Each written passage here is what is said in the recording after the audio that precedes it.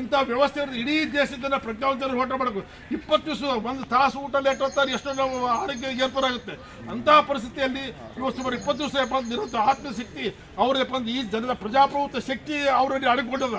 ಆ ಒಂದು ಹೋರಾಟದ ಒಂದು ಶಕ್ತಿಯನ್ನು ಅಡ್ಕೊಂಡು ಸಲುವಾಗಿ ಅವ್ರ ಜೀವನ ತುಳಿದಾರ.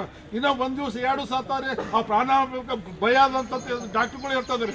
ಈಗ ನ್ಯಾಯಾಂಗ ವ್ಯವಸ್ಥೆಯಲ್ಲಿ ಜುಡಿಷಿಯಲ್ ಜಡ್ಜ್ಗೆ ಈ ರಿಪೋರ್ಟ್ ಕೊಟ್ಟಿದ್ದು ಸೆಂಟ್ರಲ್ದಲ್ಲಿ ಹೈಕೋರ್ಟ್ ಗೌರ್ಮೆಂಟಿಗೆ ಸೂಚನಾ ಪತ್ರ ಕೊಟ್ಟಿದ್ದಾರೆ. ಅದು ಎಂಥ ಪರಿಸ್ಥಿತಿ ಅಂತ ಕೋರ್ಟ್ಗಳು ಈ ಸರ್ಕಾರಕ್ಕೆ ಒಂದು ಲೆಟರ್ ನೋಟಿಸ್ ಕೊಡೋ ಮಟ್ಟಿಗೆ ಸರ್ಕಾರ ಇಳಿದಂತಾರೆ. ನಮ್ಮ ವ್ಯವಸ್ಥೆ ಶಿಕ್ಷಣ ವ್ಯವಸ್ಥೆ ಎಲ್ಲಿಗೆ ಅಂತಾರೆ ಹೋಗಿದಂತಕ್ಕಂಥ ತಿಳ್ಕೊಬೇಕಾಯ್ತು. ಬಂಧುಗಳೇ, ಇವತ್ತು ವ್ಯವಸ್ಥೆ ಪೂರ ಅಧೋಗತಿ ಇಳಿದ.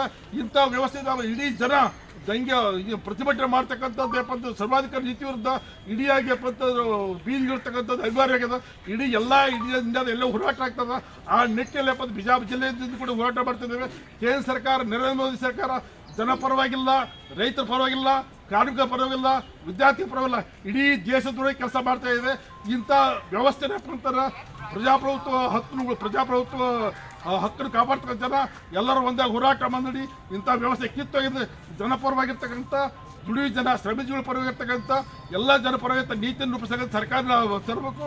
ಅಂಥ ವ್ಯವಸ್ಥೆ ಕ್ರಿಯೇಟ್ ಆಗಬೇಕಾಗಿದೆ. ಅದಕ್ಕೆ ನಾವು ಈ ನಿಟ್ಟಿನಲ್ಲಿ ಅಂತಾರೆ ಈ ನಮಗೆ ಬಿಜಾಪುರ ಹೋರಾಟ ಮಾಡಿದ್ರೆ ಅವ್ರಿಗೆ ನೈತಿಕ ಬೆಂಬಲ ಕೊಟ್ಟು ಹೋರಾಟ ಮಾಡಿದ್ದೇವೆ. ಅವ್ರು ಏನು ಕಾಲು ಕೊಡ್ತಾರೆ ಅವ್ರಿಗೂ ಇಡಿಯಾಗಿ ಈ ಒಂದು ಹೋರಾಟ ಚಳವಳಿ ಇಡೀ ದೇಶಾದ್ಯಂತ ಪ್ರತಿ ತಾಲೂಕು ಮಟ್ಟದಲ್ಲಿ, ಗ್ರಾಮಾಂತರ ಪ್ರದೇಶದಲ್ಲಿ ಎಲ್ಲ ಮಂಡಲ ಪಂಚಾಯತ್ ಮಾಡಿದ್ವಿ. ಇಡೀ ದೇಶದ ಮುಗಿಲದ್ದಾಗ್ತದೆ. ಅವ್ರು ಏನಾದರೂ ಪ್ರಾಣ ಜೀವಂತವಾಗಿ ಅಕಸ್ಮಾತ್ ಸತ್ತರಿದ್ರೆ ಇಡೀ ದೇಶದಲ್ಲಿ ಕ್ರಾಂತಿ ಆಗುತ್ತೆ.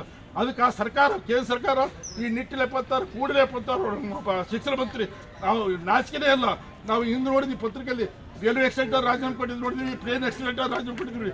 ಹಲವಾರು ಇಂಥ ವ್ಯವಸ್ಥೆ ಈ ಕೆಲವು ಹೇಳ್ತಾ ಪ್ರಶ್ನೆ